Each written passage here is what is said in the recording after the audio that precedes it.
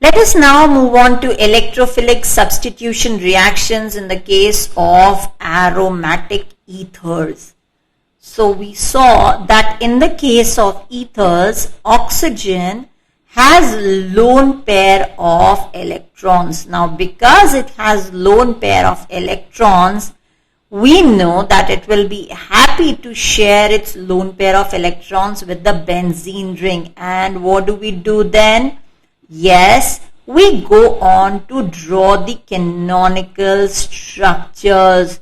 I hope you know how to draw those.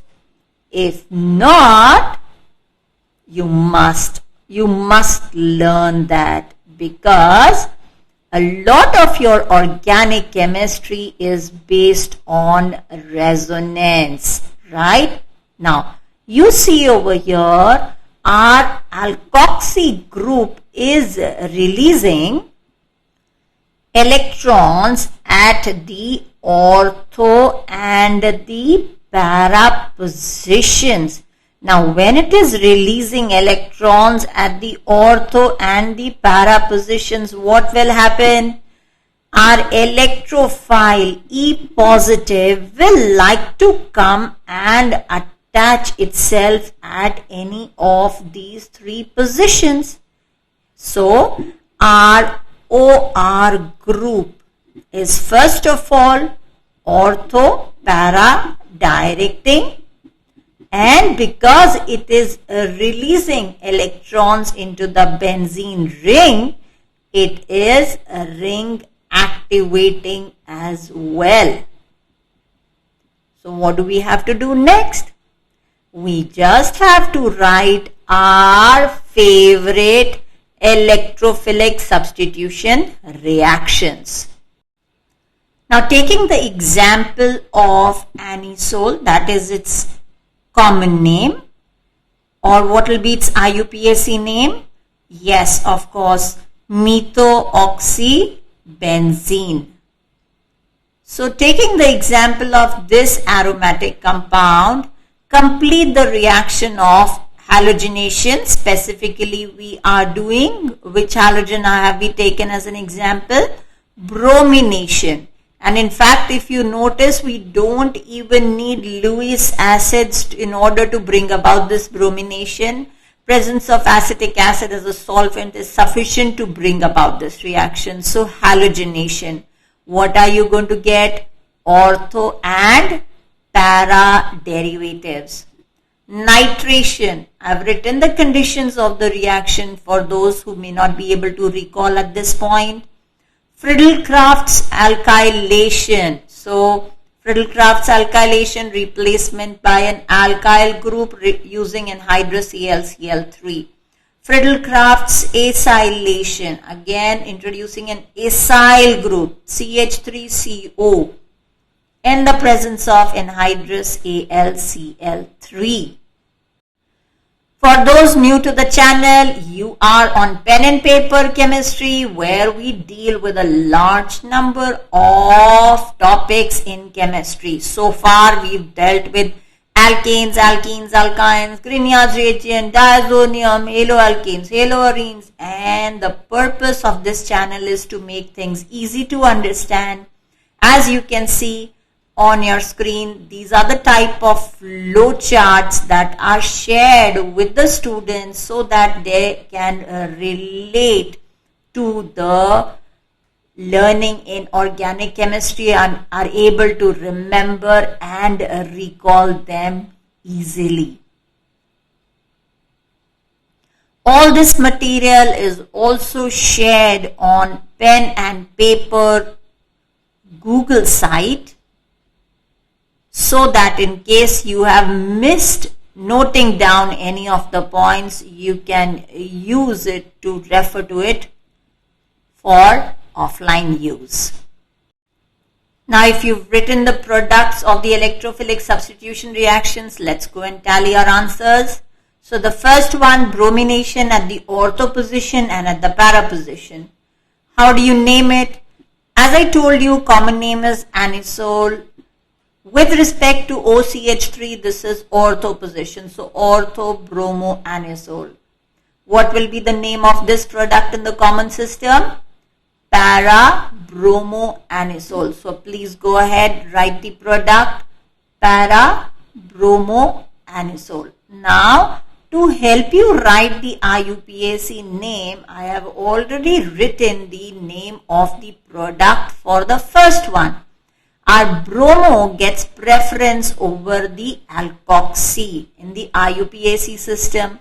So I have over here 1 bromo 2 methoxy benzene. How are you going to name this compound then? Try? Yes, correct. So again, we will have it as 1 bromo and then you number it 2, 3 and 4. So how will you name it as? 1 bromo instead of 2. Now it will be 4 methoxy benzene, right? Okay. Next is nitration. Nitration means a replacement by NO2 positive group. That's the electrophile. Remember, we did the electrophilic substitution reactions. So we will have NO2 or NO2 at the ortho or the para positions. Tell me, out of the two products which are formed in each case, the ortho or the para, which one would be formed in a greater amount? Which one of these would be a major product?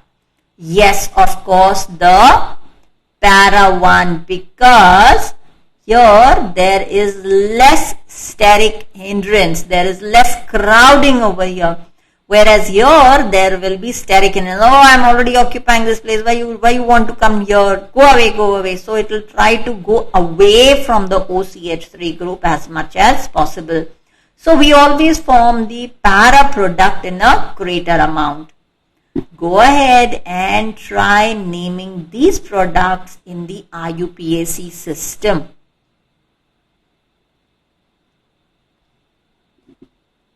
It will be good for you to practice it yourself rather than just waiting for the answer. Okay, I've given you a hint regarding the system of numbering. Methoxy gets preference over nitro. Then it becomes very easy, right? So this would be 2 nitro, 1 methoxy. And we have to remember what? The alphabetical order of numbering. So my methoxy, M comes first. So 1 methoxy, because both of them are being written as a prefix.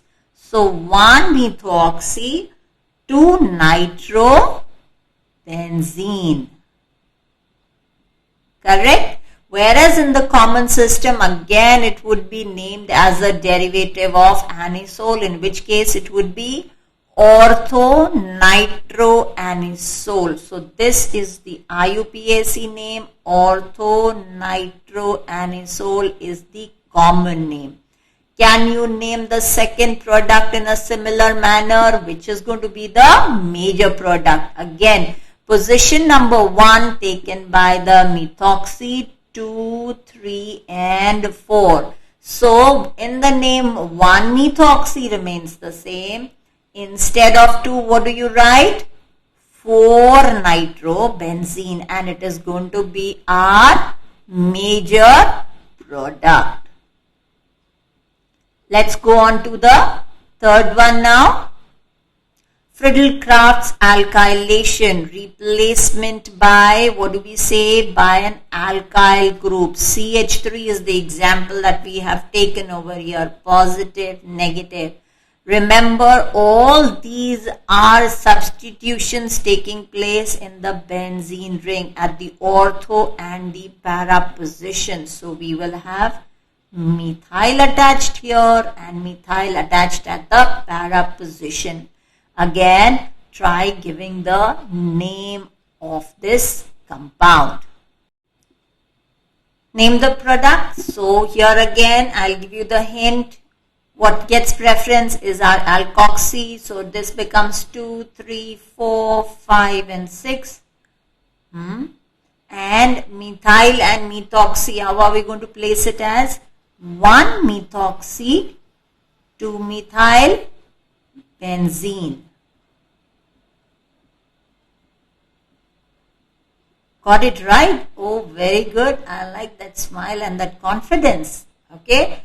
But many a times you will find the IUPAC name 2-methyl anisole also accepted at a number of places. As I told you, a lot of common names are accepted as IUPAC names in aromatic compounds. Go ahead and name the last product. Okay, next we come to Friedel-Crafts acylation. To talk about acylation, acylation means introduction of acyl group CH3COCl. CH3 C double bond OCl. Remember, positive, negative. This is how it is. This should help you to write the product properly. Look at the product that you have formed and what I'm going to write over here. Here and CH3CO. Is this what you've written? Oh, that means you didn't hear what I said here. I said there's a carbon which is positively charged. So actually you have to write COCH3 and not this way. Then why did I write it like this? Because 90% of the students write like how I wrote first. See here the product once again. Understand the logic, then you won't go wrong. If you memorize, so it is positive over here. We know that the carbon which is negatively charged is going to attract the positive end. Remember we drew the canonical structures in the previous slide, right? Here is the negative charge. So the negative charge attracts the positive end. So we draw an arrow from here to the carbon. With the result, our COCH3 will become attached to the benzene ring. So we write it as COCH3 here and not as CH3CO. That way even the valency of carbon will not be satisfied. Spread it out. You will see for yourself. So supposing I write it as CH3CO. Is the tetravalency of carbon satisfied? CH3 C double bond O. Look at that, carbon forming 5 bonds and here only 3 bonds. Can we have a structure like that? No. That is why I'm spending a little time on this particular structure, because I've seen a lot of students making that mistake. It's okay, it's part of our learning journey. That's how we learn. We all learn by making mistakes. The next big challenge is to name this compound. Go ahead and name this compound. I think I'll help you out with this because it's more popularly known by its common name, which is orthomethoxyacetophenone. So here, this part of your compound is acetophenone derivative. Phenone is a ketone. So it is C6H5 C double bond O CH3. This is acetophenone, ketone from an aromatic compound C6H5 C double bond O with an alkyl group attached, or an acetyl group attached to a benzene ring. So that's acetophenone. Now what have we got? We've introduced an OCH3 group at the ortho position. Hence the name of this compound becomes orthomethoxyacetophenone. Now you have to try and write down its IUPAC nomenclature. try it yourself. I will anyway help you because I know it's not easy to write the structure.